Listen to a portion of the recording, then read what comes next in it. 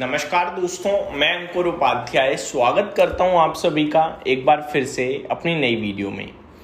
दोस्तों यहाँ पे आप सभी के साथ एक इंटरेस्टिंग टॉपिक के बारे में बात करना चाहूँगा और ये टॉपिक है गोल्ड मोनेटाइजेशन स्कीम का। दोस्तों आरबीआई ने 2015 में एक चीज़ शुरू करी जिसे कहते हैं गोल्ड मोनेटाइजेशन स्कीम। इसके माध्यम से आरबीआई का प्लान तो ये था कि जो देश के लोगों के घर में सोना पड़ा है उसका यूज़ किया जाए और कुछ ऐसा किया जाए सो दैट देश में गोल्ड का इंपोर्ट कम हो। हमारे देश में बड़े लेवल पे गोल्ड इंपोर्ट होता है हर साल, क्योंकि हमारे देश में गोल्ड को एक बार खरीदने के बाद बेचा नहीं जाता है, इसीलिए गोल्ड में इंपोर्ट लगातार बढ़ता रहता है। और जब हम गोल्ड को खरीदते हैं, मतलब हम नहीं, जब देश गोल्ड खरीदता है, इंपोर्ट करता है, तो उसकी पेमेंट जाती है डॉलर्स में, जिसकी वजह से थोड़ा करेंसी पे इम्पैक्ट आता है, रुपया और कमज़ोर होता है, डॉलर और मजबूत होता है। और हमारे देश में जो गोल्ड है ना वो 25,000 टन है और ये दुनिया में सबसे ज़्यादा बनाता है एक तरीके से। इतना कोई गवर्नमेंट ओन नहीं करती है जितना हमारे देश के नागरिक ओन करते हैं सोने को, गोल्ड को। उसके बावजूद हमारे देश में गोल्ड हर साल इम्पोर्ट होता है। और यही सारी चीज़ों को देखते हुए जो सरकार है उसने एक स्कीम निकाली जिस स्कीम का नाम रखा gold monetization scheme.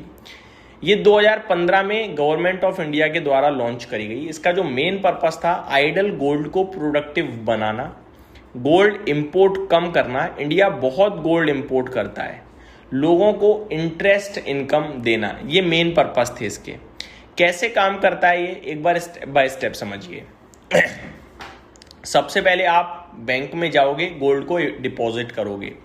Jewellery, coins, bars के जो भी है बैंक में डिपॉजिट करते हो। पहले प्योरिटी चेक होती है। कैसे चेक होगी? अब मान के चलो मेरी ये रिंग है, मैंने रिंग दे दी, इसको पिघला दिया जाएगा। पिघलाने के बाद जो भी इसकी प्योरिटी होगी उसके हिसाब से मेरे को पैसा मिलेगा। पैसा इन द मीन इंटरेस्ट मिलेगा उस अमाउंट पे, ठीक है। या हो सकता है गोल्ड इंक्रीज होता रहे मेरा टाइम टू टाइम, यानी कि मेल्ट होती है और प्योरिटी चेक होती है। मैं दे के अंगूठी आया लेकिन वापस मेरे को अंगूठी नहीं मिलेगी। जब मेरी मैच्योरिटी आएगी क्या मिलेगा? या तो जो भी गोल्ड का भाव होगा उस समय उसके हिसाब से मुझे पैसा मिलेगा, या फिर मुझे वो बार के रूप में या कॉइन के रूप में गोल्ड मिलेगा, अंगूठी नहीं मिलेगी मेरे को, सिंपल, ठीक है।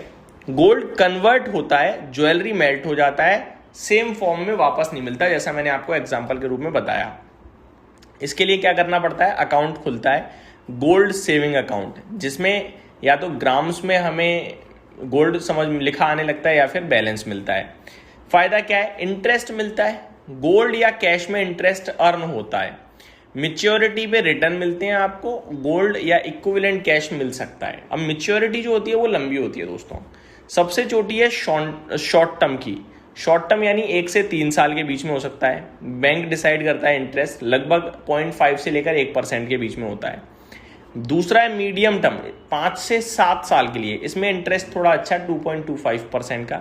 तीसरा है लॉन्ग टर्म, 12 से 15 साल, इसमें इंटरेस्ट होता है 2.5% का।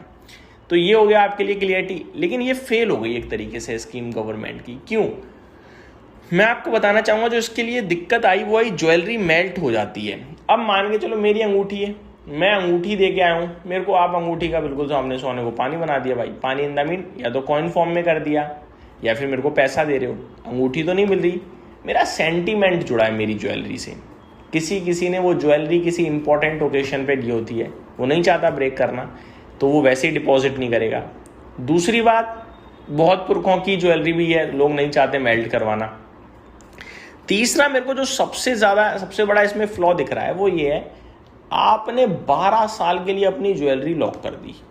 12 साल एक बहुत बड़ा टाइम पीरियड होता है दोस्तों, बहुत कुछ बदल जाता है इस समय।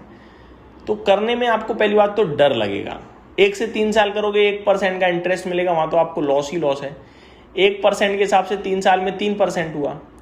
अब मेरे को वो अंगूठी दी थी मैंने, मिल गया मेरे को सोने का बिस्कुट। अब दोबारा ज्वेलरी पे जाकर कहूँगा भैया लो इसका अंगूठी बना दो, मेरे से लेगा मेकिंग चार्ज 8 से 10% का। मेरा 10% का नुकसान हुआ, मैंने ब्याज बनाया 3%, नुकसान लग गया तो मेरे, ठीक है। और सरदर्दी अलग हुई मुझे। अगर मैंने 12 साल के लिए कर दिया तो मेरे को 2.5% के हिसाब से इंटरेस्ट मिल रहा है। 2.5% के हिसाब से मेरे को 12 साल में करीब 30% के समथिंग मिल जाएगा। 30% मेरे को मिला 12 साल में। 12 साल तक मेरी ज्वेलरी मुझसे दूर रही और एक झटके में मेरा कितना पैसा चला जाएगा? एक झटके में मेरे को बनवाने में 12-15% चला जाएगा। लो भैया, आधा इंटरेस्ट तो चला गया मेरा।